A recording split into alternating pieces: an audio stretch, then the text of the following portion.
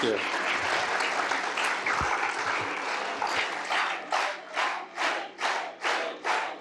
Thank you. I think Madam the President has covered the whole aspects of the crime of the 1988 massacre against the political prisoners. And also the eminent lawyer, Juan Garces, has put the legal frame for considering holding the perpetrators of the massacre to account.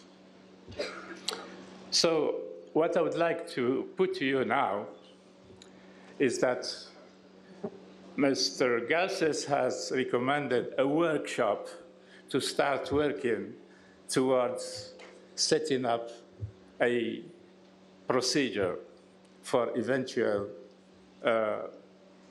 prosecution of the perpetrators. And I would like to reassure you that this workshop has already started.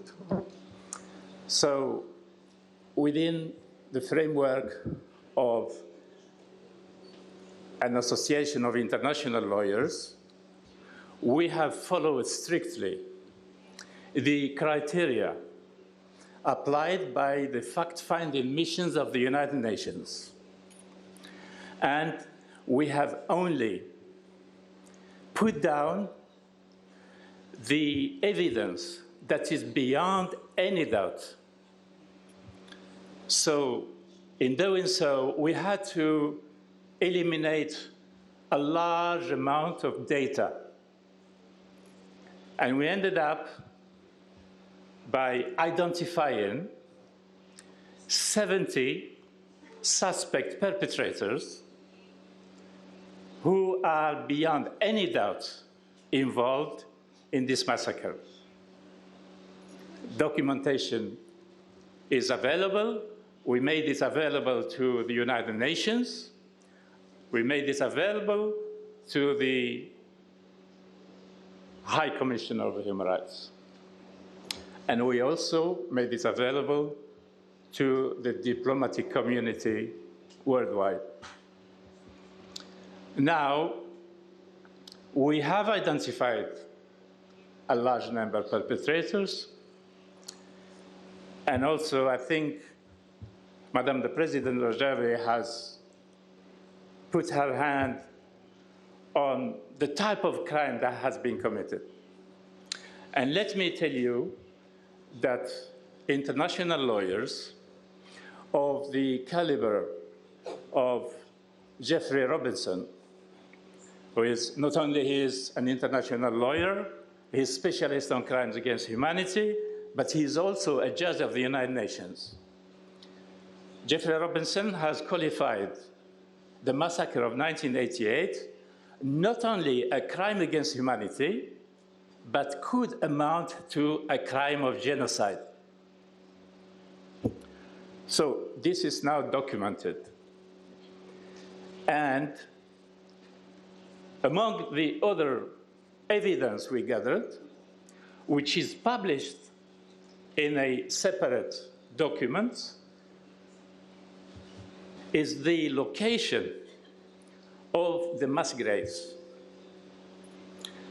The location of the mass graves is very well identified, very well located, and whoever challenges this allegation, we invite them, and I did already. In Geneva, I invited the diplomatic community to take the evidence and go on the spot to check it.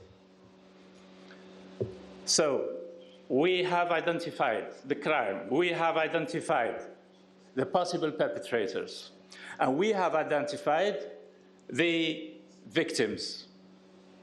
All that is now documented.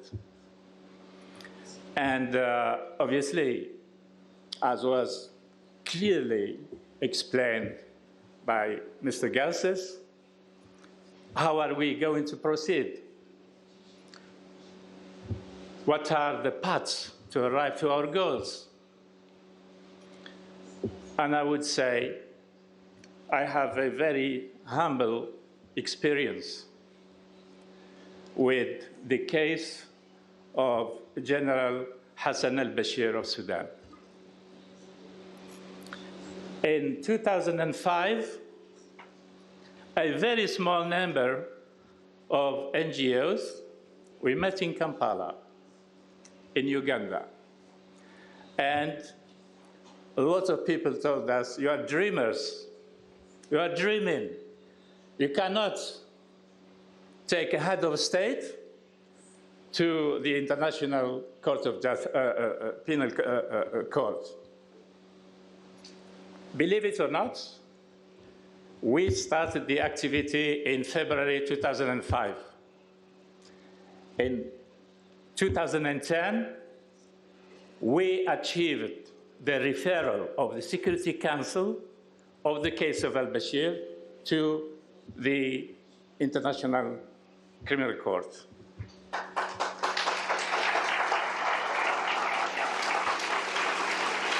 It's not just al-Bashir. There is also Hassan Habri of Chad. He's been prosecuted in Senegal for the crimes he committed in Chad. And he is serving a life imprisonment right now in Senegal.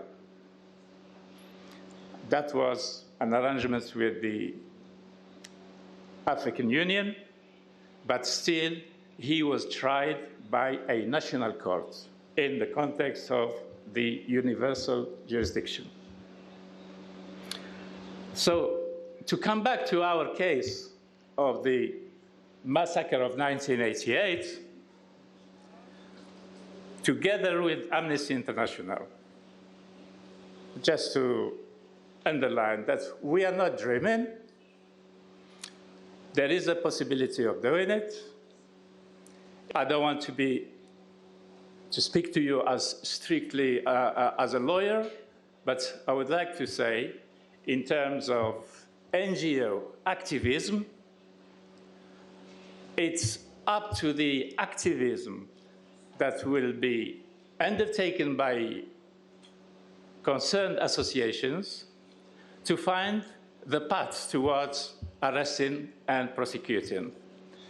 And we have been very successful in doing this kind of procedures against a large number of perpetrators from different countries, from Latin America, from Africa, and elsewhere. So I would like to say to you that we need to be persistent, and we need to be patient.